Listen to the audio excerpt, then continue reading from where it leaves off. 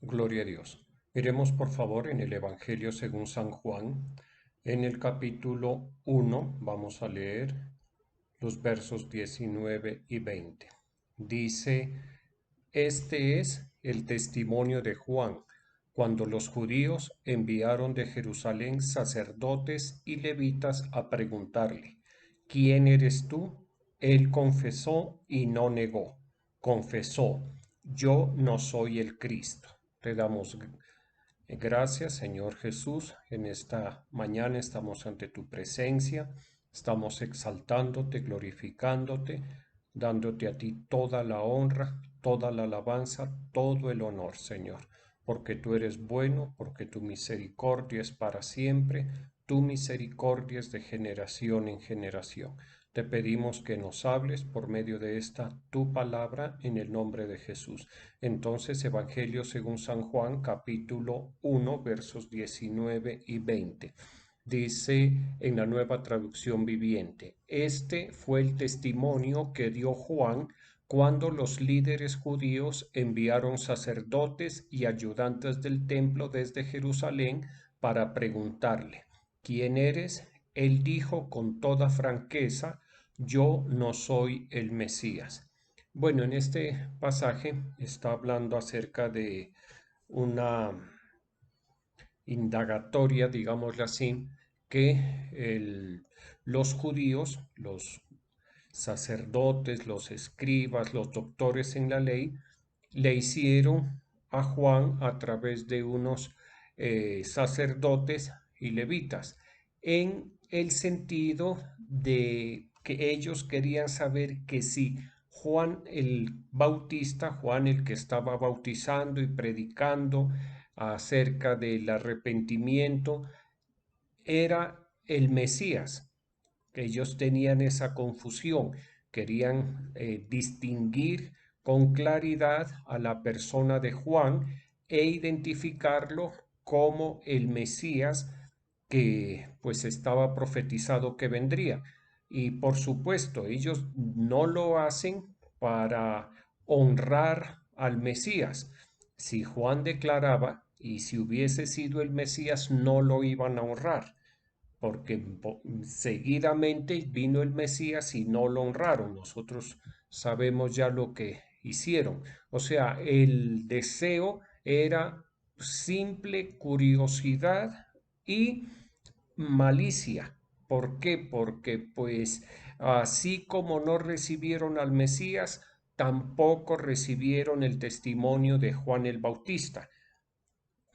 ¿Listo? ¿Por qué? Porque pues ellos eran una clase privilegiada en Israel, el sacerdocio de Dios hay que saberlo, trae muchísimas responsabilidades, empezando pues porque uno es administrador de Dios, de los bienes de Dios, y como administrador de Dios, pues uno tiene que darle cuentas a Dios, pero trae muchos privilegios. Cuando se hace bien el trabajo, pues hay privilegios que se pueden disfrutar, ¿sí? Y entonces, pues ellos tenían unos privilegios que generacionalmente les correspondían por pertenecer a la familia de los sacerdotes. Eso era un privilegio heredado. Y pues, como sabemos, el Señor estaba muy molesto con la clase sacerdotal porque, pues, a la verdad, no le aportaban nada en cuanto al conocimiento y al temor de Dios y a la reverencia a Dios que el pueblo debía tener. Ellos se estaban era beneficiando a sí mismos del privilegio, no les importaba más. Entonces, como tenían temor de perder ese privilegio, en este caso con Juan querían saber si era el Mesías, como le digo, no para honrarlo, sino pues para atacarlo, para oponerse, para cualquier otra cosa diferente a honrar al Señor. ¿Listo? Y entonces es llamativo que Juan el Bautista fue muy claro, muy sincero y les dijo con toda franqueza, dice, yo no soy el Mesías, dice en la versión Reina Valera, y en la Nueva Traducción Viviente dice, no, eso dice en la Nueva Traducción Viviente, y en la versión Reina Valera dice, yo no soy el Cristo, no cambian absolutamente nada. Sí, dice aquí en la Reina Valera, ¿quién eres tú? Él confesó y no negó, confesó, yo no soy el Cristo. Ante esa respuesta, pues ellos continuaron indagando a Juan y le dijeron, ¿qué pues eres tú, Elías? Dijo, no soy. ¿Eres tú el profeta? Y respondió, no. Entonces le dijeron, ¿quién eres? Tenemos que dar respuesta a los que nos enviaron. ¿Qué dices de ti mismo? Dijo, yo soy la voz de uno que clama en el desierto, enderezad el camino del Señor, como dijo el profeta Isaías. Ahora bien, esto es importante tenerlo en cuenta porque Juan el Bautista fue un siervo de Dios muy especial en cuanto a su tiempo de manifestación, al parentesco que tenía con el Señor Jesucristo, en cuanto a su ministerio, su vida, aún su muerte. Todo en Juan es especial. Y hay algo que es muy importante y es que Juan entendió muy bien su ministerio, aunque tuvo también el privilegio de la unción de Dios sobre su vida, porque entendámoslo así, la unción es un privilegio que todo el que posee la unción pues debe o lo entiende como un privilegio. Juan, les decía, era un hombre muy especial, portaba el privilegio de la unción, pero era una persona que estaba muy bien ubicada respecto a sí mismo. Por eso cuando le preguntan, ¿eres tú el Cristo? Enfáticamente, rotundamente dijo, no lo soy. ¿Eres tú Elías? No. ¿Eres tú el profeta? Tampoco. ¿Quién eres tú? Y contesta, yo soy uno que dice, yo soy la voz de uno que clama en el desierto. Y eso está profetizado en el libro de Isaías en el capítulo 40, verso 3. ¿Listo? Él estaba muy bien ubicado respecto a sí mismo, en su vida, en su ministerio, en cuanto a sus funciones, a lo que debía y no debía hacer, a lo que Dios había puesto como propósito, como designio de Dios en la vida de Juan. Juan el Bautista lo tenía clarísimo. Y eso es importante, porque de lo contrario la persona va a cometer errores. Podríamos decir, eso es la autopercepción, cómo me percibo a sí mismo, a mí mismo, quién soy yo. Sí, y mire lo que dice en el Evangelio según San Mateo, en el capítulo 6, verso 23 en la Nueva Traducción Viviente. Pero cuando tu ojo está enfermo, todo tu cuerpo está lleno de oscuridad. Y si la luz que crees tener en realidad es oscuridad, qué densa es esa oscuridad. Ahora bien, se refiere aquí a la lámpara del cuerpo. La lámpara del cuerpo es el ojo. Dice, si tu ojo está enfermo, todo tu cuerpo está lleno de oscuridad. Cuando se refiere al ojo, se refiere al órgano de la visión. ¿Qué visión tenemos nosotros con respecto a nosotros mismos? Si la visión que nosotros tenemos respecto a nosotros mismos es equivocada, pues estamos llenos de oscuridad o de tinieblas. ¿Listo? A mayor equivocación haya en cada uno de nosotros respecto a su autopercepción, más oscuridad hay. Y eso es definitivo. Y eso marca el desempeño de las personas. Eso determina la personalidad, el comportamiento, las actitudes, los logros, los fracasos, etcétera. ¿Listo? Por eso es tan importante tener en cuenta estos temas. ¿Cómo me autopercibo? Hay gente que se percibe muy bien en la justa medida. Tienen una buena autopercepción de sí mismos y eso es correcto. ¿Sí? Nadie debe sobrevalorarse ni valorarse por debajo.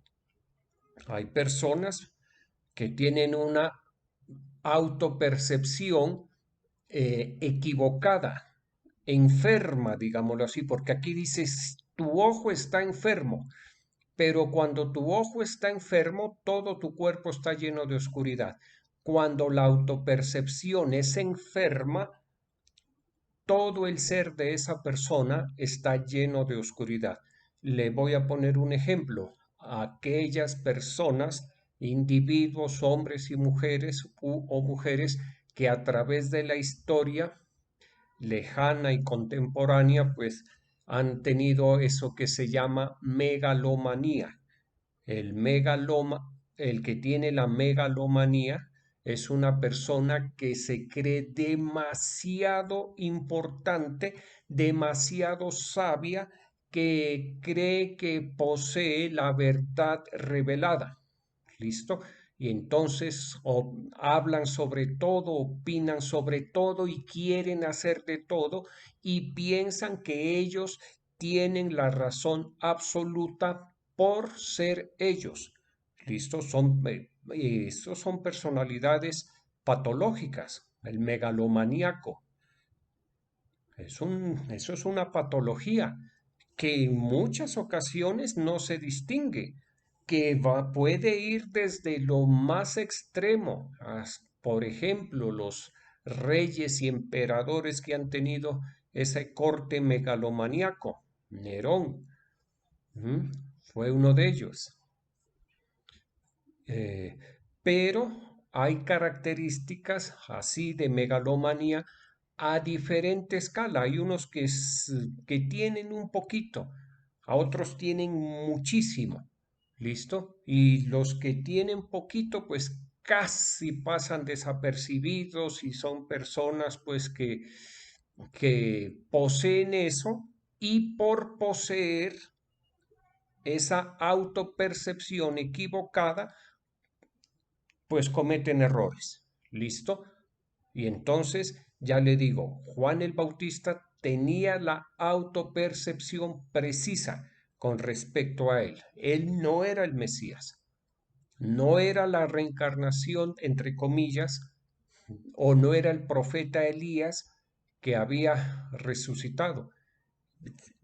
Es más, con respecto a eso, nuestro Señor Jesucristo dijo algo, que el espíritu, o sea, la sustancia profética de Elías estaba en Juan el Bautista.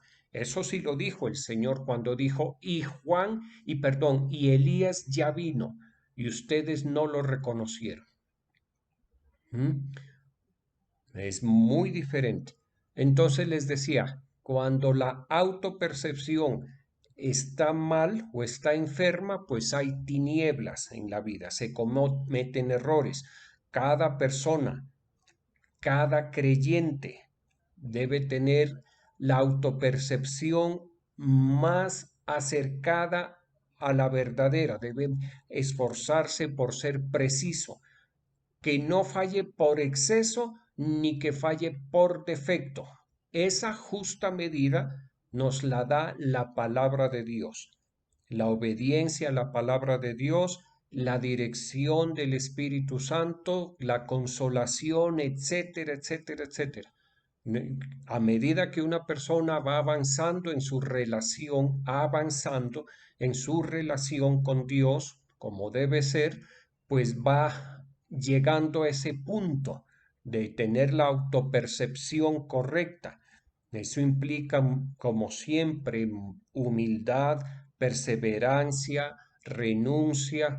Por eso, mire, llegó un momento en que Juan el Bautista, después de haber tenido el protagonismo, el papel protagónico lo tuvo Juan el Bautista. ¿Hasta qué momento? Hasta que bautizó al Señor Jesucristo. De ahí en adelante, eh, Juan el Bautista sigue su ministerio, pero ya no era el protagónico, ya no era el protagonista. Y llegó un momento en el cual Juan el Bautista dijo, es necesario que él crezca, es necesario que él sea el protagonista, más el protagonista, y que yo sea menos, que yo mengüe. Eso se necesita, si para hacerlo, no para decirlo, para hacerlo se necesita estar bien humillado delante de Dios. ¿Listo? Entonces es bien importante tener eso en cuenta. Mire, ¿quién soy yo o quién no soy? A Juan le preguntaron, lo indagaron, ¿eres tú, Elías? ¿Eres tú el profeta? ¿Eres tú el Mesías? Dijo, no, no lo soy. Entonces, ¿quién eres? Yo soy uno, una voz que clama en el desierto. Diferente. ¿Qué soy o qué no soy? ¿Qué puedo y qué no puedo? Todo eso hace parte de la autopercepción. ¿Qué tengo y qué no tengo? Hay gente que piensa que tiene más de lo que verdaderamente tiene, tanto en lo natural, en lo material, como en lo inmaterial. Hay gente que piensa que tiene mucha habilidad y a la verdad no la tiene en alguna área. Hay gente que piensa que no tiene un talento y resulta que sí lo tiene. Hay gente que piensa que tiene mucho dinero cuando no lo tiene. Por eso gastan y gastan y gastan como que si tuvieran muchísimo dinero y terminan en la ruina prácticamente. ¿Mm? Otro, mire, con respecto a la autopercepción, ¿qué se me permite? ¿Qué puedo hacer? ¿Hasta dónde puedo llegar? ¿Qué no se me permite? Otra, ¿qué me corresponde? ¿Qué es mi responsabilidad? ¿Y qué no es mi responsabilidad? Y la palabra de Dios nos enseña, las responsabilidades están muy bien delimitadas. Los hijos hasta cierta edad son responsabilidad de los padres.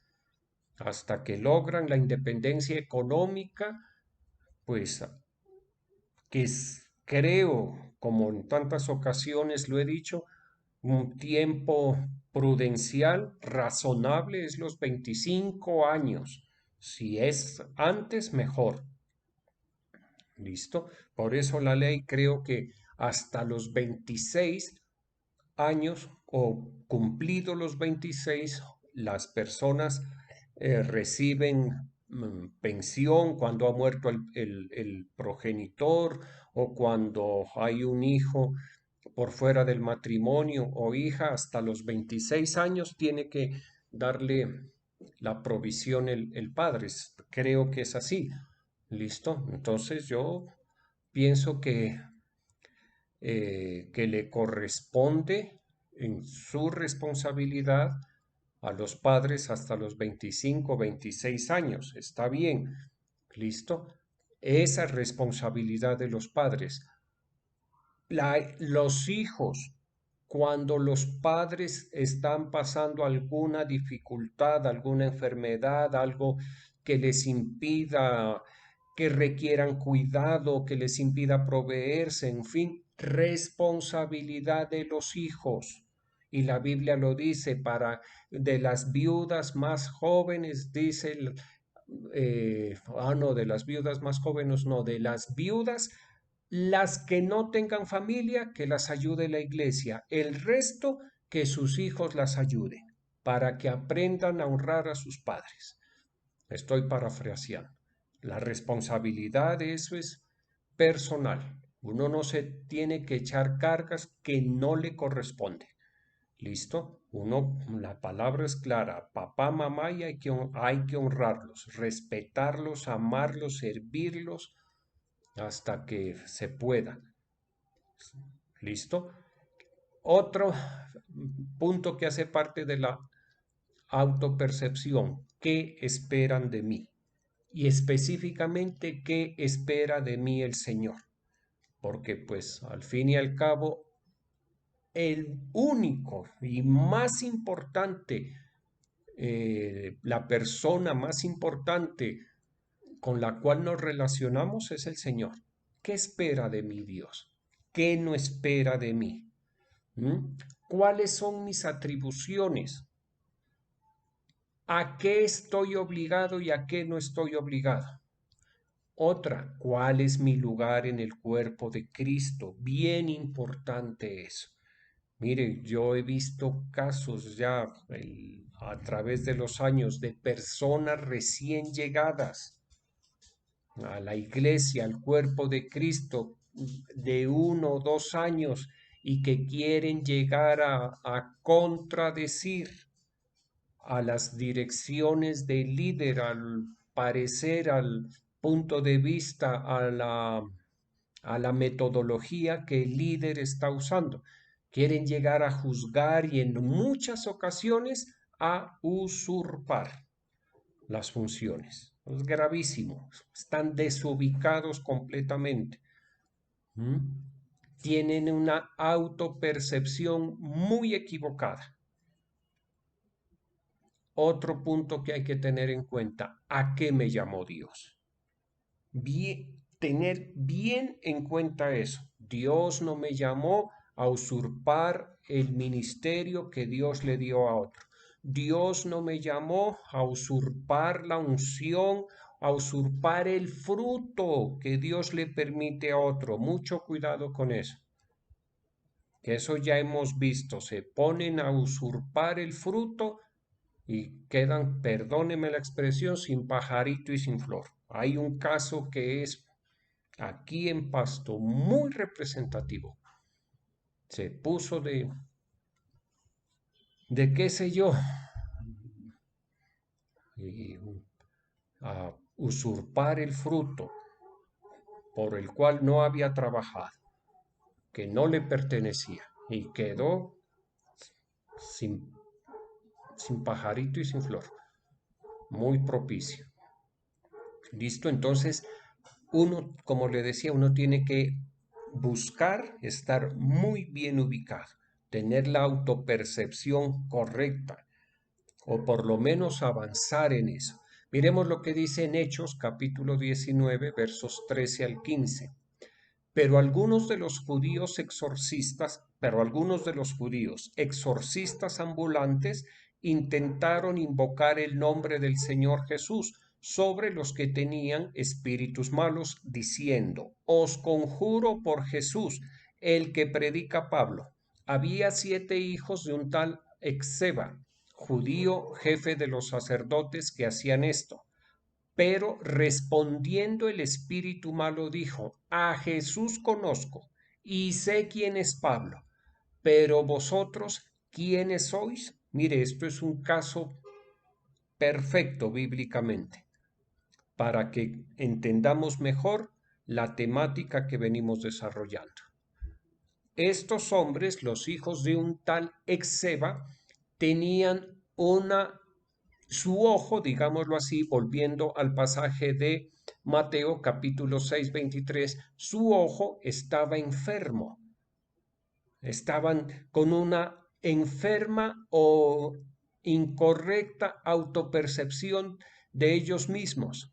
Pensaron que si ellos invocaban a Jesús de Nazaret ya era suficiente y con eso iban a poder echar fuera un demonio.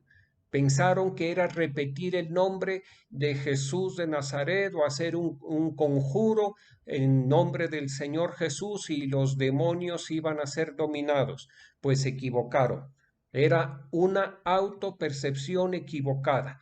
Por eso los demonios o el demonio le dijeron: a Jesús conocemos, o sea, sabemos quién es Jesús, sabemos qué puede Jesús, qué tiene Jesús. Y lo mismo con Pablo, sabemos quién es el apóstol Pablo. Sabemos qué puede el apóstol Pablo, sabemos qué tiene el apóstol Pablo. O sea, sabemos qué puede hacer en lo natural y en lo espiritual, tanto Jesús como el apóstol Pablo. ¿Qué tiene Jesús de Nazaret y el apóstol Pablo? Tanto el uno como el otro tenían autoridad. Y les dicen a los hijos de Exeba, pero vosotros, ¿quiénes sois?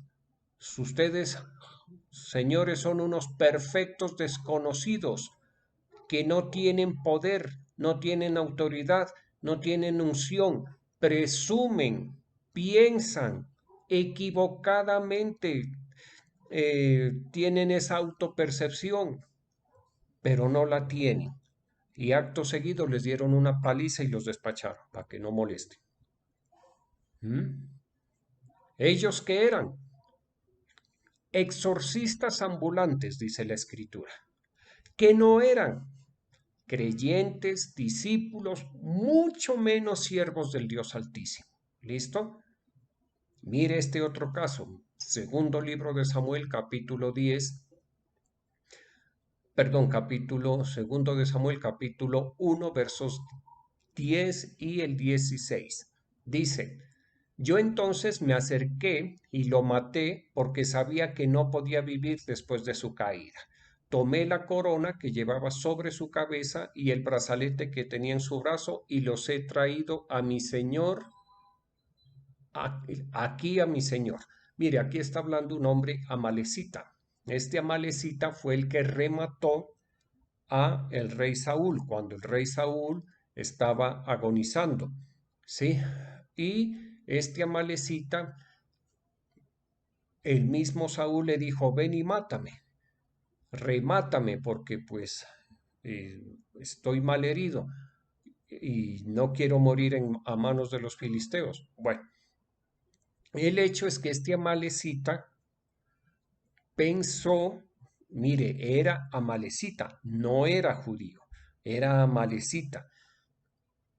No tenía por qué meterse en esa batalla, porque no estaban batallando contra los amalecitas, sino contra los filisteos. Saúl a él no le había hecho ni malo ni bueno, más bien, bien le había hecho, porque recordemos que la orden de Dios respecto a los amalecitas era que Saúl los destruya a todos, y Saúl no los destruyó, desobedeció a Dios. Podríamos decir, este amalecita estaba en deuda, entre comillas, con Saúl. ¿Listo? Ningún interés tenía en el rey David. Sin embargo, no lo pensó dos veces, sí fue y remató al rey Saúl y le quitó la corona y el brazalete y se los llevó a David, al rey David. Este hombre no tenía ninguna autoridad, ni poder, ni delegación para hacer eso. Lo hizo. David, en cambio, que sí tenía una correcta autopercepción respecto a sí mismo y por supuesto al prójimo, eso me faltaba decir, es bien importante. Cuando una persona desarrolla a través de la profesión de la fe la autopercepción respecto a sí mismo, muy seguramente va a tener una buena autopercepción respecto al prójimo.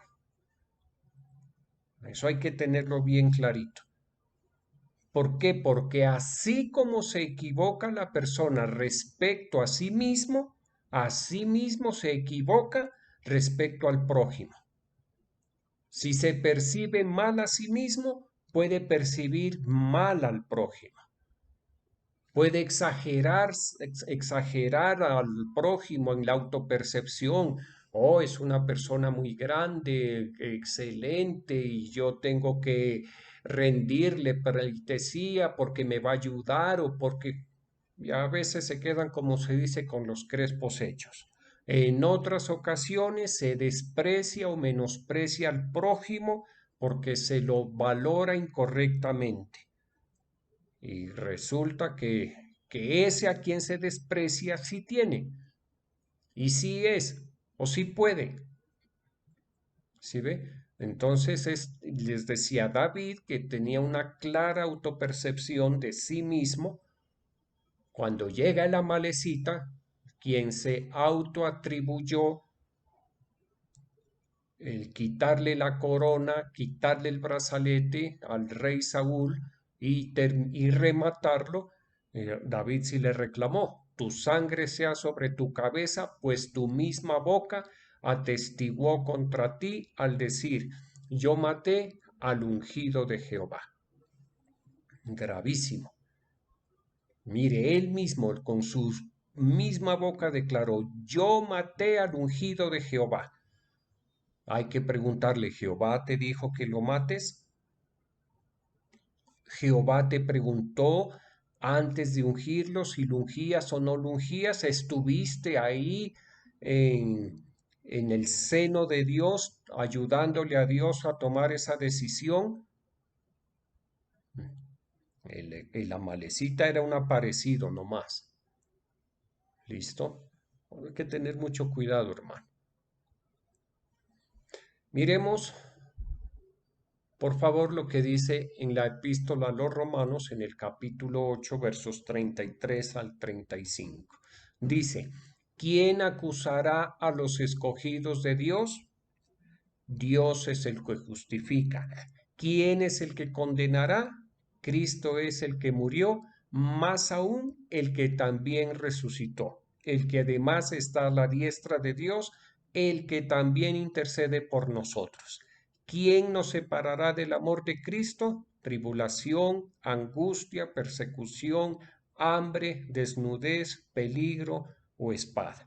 Miren, este pasaje es bien importante porque nos permite entender lo que le venía diciendo, que la práctica acertada, la práctica bíblica de la fe con oración, con ruego, con dedicación, con servicio, con muerte, con renuncia, con humillación, con perseverancia, poco a poco hace que la autopercepción sea mejorada, vaya llegando al mejor punto.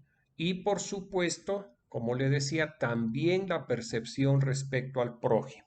Por eso aquí el apóstol Pablo, inspirado por el Espíritu Santo, dice: ¿quién acusará a los escogidos de Dios? Está preguntando por una persona, por alguien. Dice: nadie. Dios es el que justificó. A los creyentes, a los escogidos, Dios ya los justificó. ¿Quién los acusará? ¿Quién es el que condenará? Peor aún, si Cristo es el que murió, más aún el que también resucitó, más todavía. Mire lo tremendo esto. ¿Quién es el que condenará? Cristo es el que murió. Más aún el que también resucitó, el que además está a la diestra de Dios, el que también intercede por nosotros. Por eso no recibamos ninguna acusación de nada, de nadie, ni del diablo, ni de los demonios. Andemos en el temor de Dios, porque el principio de la sabiduría es el temor a Dios, el respeto a Dios, y el apartarse del mal es la inteligencia. ¿Listo? Andemos bien, esforcémonos por andar bien y nadie nos va a acusar. Y continúa: ¿quién nos separará del amor de Cristo? Tribulación, angustia, persecución, hambre, desnudez, peligro o espada. Como vemos, aquí se está refiriendo y está indagando respecto a una persona o a unas personas. ¿Quién acusará? ¿Quién condenará? ¿Quién nos separará? Nadie. Nadie tiene ni las atribuciones, ni el poder, ni la autoridad, ni la delegación, ni la responsabilidad, ni de acusarnos, ni condenarnos, ni de separarnos del amor de Dios. Y asimismo, como nadie tiene esa autoridad, poder, delegación para hacerlo con nosotros, nosotros tampoco tenemos esa delegación ni para acusar, ni para condenar, ni para separar del amor de Cristo a nadie. Mucha atención con esto, porque cuando por hablar lo que no es, por meter la nariz donde no nos han dicho que la metamos, por juzgar al prójimo, al creyente, al hermano en la iglesia, lo hacemos desertar del camino, hacemos que se aparte del camino, estamos cometiendo un gravísimo error. Aquí estamos haciendo que esa persona se separe del amor de Cristo. Gravísimo, muy, muy grave. Hay que tener mucho cuidado, que no seamos el pretexto o el obstáculo por medio del cual una o más personas dejen de profesar la fe en nuestro Señor Jesucristo. Vamos a orar. Te damos gracias, Señor Jesucristo. En esta mañana estamos delante de ti.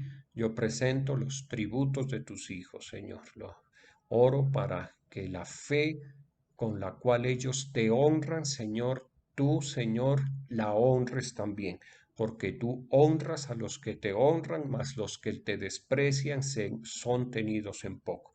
Bendice estos tributos en el nombre del Padre, del Hijo y del Espíritu Santo. Gracias, Señor. Gracias por tu palabra, Señor, que nos es útil para todos, Señor. Gracias porque tú nos hablas a cada uno de nosotros, Señor.